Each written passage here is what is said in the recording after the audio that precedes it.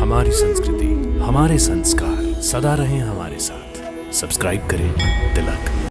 वत्स, इतने विद्वान गुण निधान होकर ये कैसी बचकानी बातें कर रहे हो?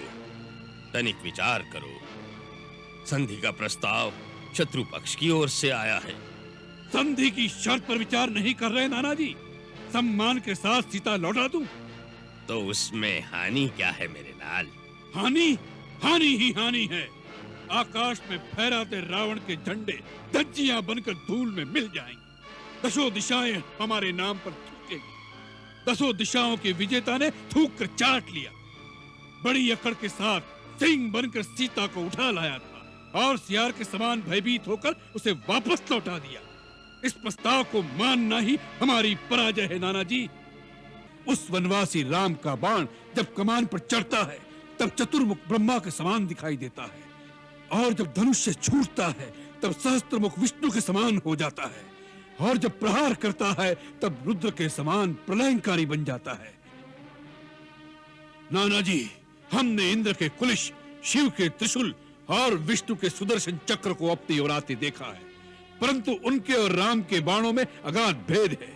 राम के बाणों की गति इतनी तीव्र है कि कब धनुष से छूटते हैं, कब निशाने पर लगते हैं, देवताओं की दृष्टि भी उसे नहीं पकड़ पाती। तो फिर इन चर्म चक्षुओं से कैसे दिखाई देंगे? मानो तीनों लोकों की शक्तियां उसमें समा गई हो।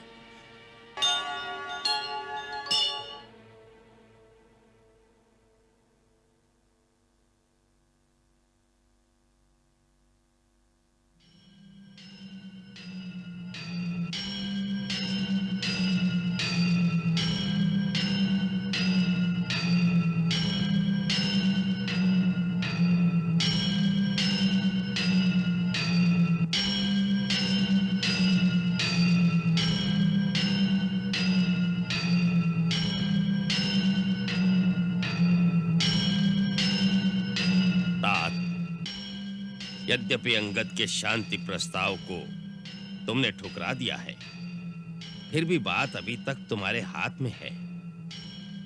एक रात में तुम होनी को बदल सकते हो, विप्लव का मुख मोड़ सकते हो। विप्लव? कैसा विप्लव? कहां मच गया विप्लव? जिस रक्तपात की तुम तैयारी कर रहे हो वो विप्लव नहीं तो और क्या है? यह तो वीरों की रण क्रीड़ा है नाना जी। एक युग से असुरों के घर में पड़े अस्त्र शस्त्र जंग खा रहे थे। इसी बहाने उन पर धार रखकर पैने करने का अवसर आ गया है। खर दूषण के साथ एक हाथ से 14 सहस्त्र असुर योद्धा रण की बलि चढ़ गए। उससे तुम्हारी रण पिपासा पूरी नहीं हुई लंकेश। उसी का प्रतिशोध लेने के लिए तो रणचंडी हमारा आवाहन कर रही है। वत्स, इतने विद्वान गुण निधान होकर ये कैसी बचकानी बातें कर रहे हो? तनिक विचार करो। संधि का प्रस्ताव शत्रु पक्ष की ओर से आया है। संधि की शर्त पर विचार नहीं कर रहे नाना जी। सम्मान के साथ सीता लौटा दूं। तो उसमें हानि क्या है मेरे लाल? हानि हानि ही हानि है। आकाश में फहराते रावण के झंडे धज्जियां बनकर धूल में मिल जाएंगी। दसों दिशाएं हमारे नाम पर थूकेंगी। दसों दिशाओं के विजेता ने थूक कर चाट लिया। बड़ी अकड़ के साथ सिंह बनकर सीता को उठा लाया था और सियार के समान भयभीत होकर उसे वापस लौटा दिया। इस प्रस्ताव को मानना ही हमारी पराजय है नाना जी। पुत्र, तुम इस सच्चाई से मुंह मोड़कर बैठे हो कि सारा लोकमत राम के साथ है। देवता, नाग, गंधर्व, ऋषि मुनि, यहाँ तक कि जिन ब्रह्मा और शिव शंकर के वरदान पर अभिमान कर रहे हो वो भी तुम्हारे कार्य को अधर्म मानकर राम की विजय की ही कामना कर रहे हैं। तुम दिग्विजयी हो, परंतु दिगंत में तुम्हारा हित चाहने वाला कोई नहीं है लंकेश। वत्स, भगवान ब्रह्मा ने देव और दानव ये दो ही पक्ष बनाए हैं। देवताओं का बल है धर्म और दानवों का पक्ष अधर्म, परंतु अंत में विजय धर्म की ही होती है। आपने दिग्विजय के लिए सब लोकों में धर्म का नाश किया है और अधर्म को बढ़ाया है। अब वही अधर्म सर्प बनकर हमें डसना चाहता है। उधर ऋषियों और देवताओं का धर्म उनके पक्ष की वृद्धि कर रहा है। यदि ये युद्ध हुआ तो विजय उनकी ही होगी। उन तुच्छ वानर और मानवों की विजय होगी? नाना जी, आपको ये मतिभ्रम कैसे हो गया?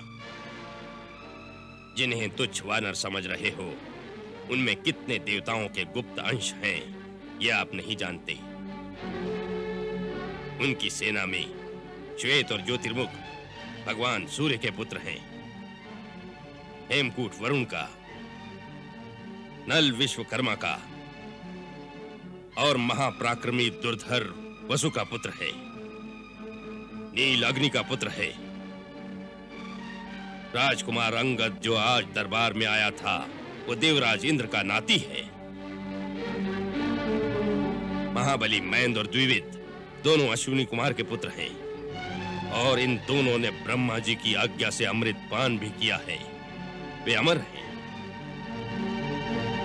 ऋक्षराज जामवंत, जिसे आप बूढ़ा समझते हो, वो ब्रह्मा का पुत्र बहुत शांत दिखता है, परंतु उसकी चोट बड़ी असह्य होती है। उसने देवासुर संग्राम में इंद्र की बड़ी सहायता की थी। अमृत मंथन के समय भी वो उपस्थित था। लंकेश इनमें से हर एक अकेला ही लंका का विनाश कर सकता है। महाराज, प्रातः युद्ध आरंभ होने से पहले ये अंतिम अवसर है, इसीलिए मैं बार बार आपको यही समझा रहा हूँ कि इस युद्ध में राक्षस जाति का विनाश हो जाएगा। मुझे सारे अपशकुन राक्षसों की पराजय के दिखाई दे रहे हैं। अपशकुन? कैसे अपशकुन दिखाई दे रहे हैं? नगर के चारों ओर सियार और गिद्ध भयानक शब्द कर रहे हैं। दिशाएं धूल से मलिन हो गई हैं। यज्ञ, बलि का हविष्य कुत्ते खा जाते हैं। घरों में पाले हुए पक्षी और मृग आदि सूर्य की ओर मुंह करके रोने लग जाते हैं। लंकेश, वही राजा चिरकाल तक शासन कर सकता है जो अवसर और समय को देखकर शकुन अपशकुन का विचार करके शत्रु से संधि कर ले। वीरता पर बुद्धि का अंकुश आवश्यक है, इसलिए कभी युद्ध न करना अधिक बुद्धिमानी होता है। राजन, इससे अच्छा अवसर फिर नहीं आएगा। संधि का प्रस्ताव वैरी पक्ष से आया है। इस समय आपका मस्तक ऊंचा है। आपको इसका दूसरा रूप दिखाई नहीं दे रहा नाना जी? हमारी शक्ति से भयभीत होकर शत्रु ने संधि के लिए हाथ बढ़ाया है। यही हमारी विजय का प्रथम लक्षण है। जाइए, निश्चिंत होकर अपने घर में विश्राम कीजिए। राजनीति और रणनीति में सर खपाने की अब आपकी आयु नहीं रही।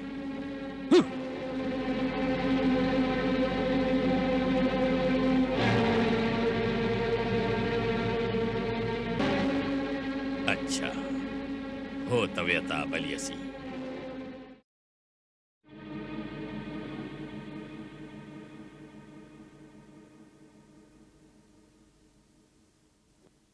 प्रणाम नाना जी। चिरंजीवी हो, यशस्वी हो।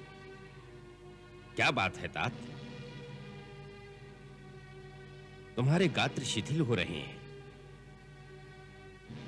तुम्हारे मुखमंडल पर चिंता के मेघ मंडरा रहे हैं।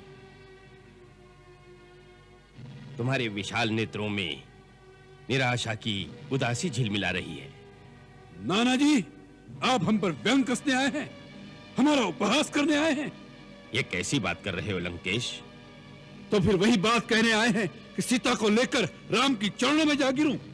नहीं, अब वो बात कहने का समय नहीं है। हाँ वत्स, युद्ध को रोकने के लिए मेरा वो परामर्श उसी समय उचित था, परंतु अब युद्ध आरंभ हो गया है। अब मैं तुम्हें ऐसी कोई बात नहीं कहूंगा जिससे लंकेश के यश को धब्बा लगे। अब तो शूरवीर की भांति लड़ना होगा।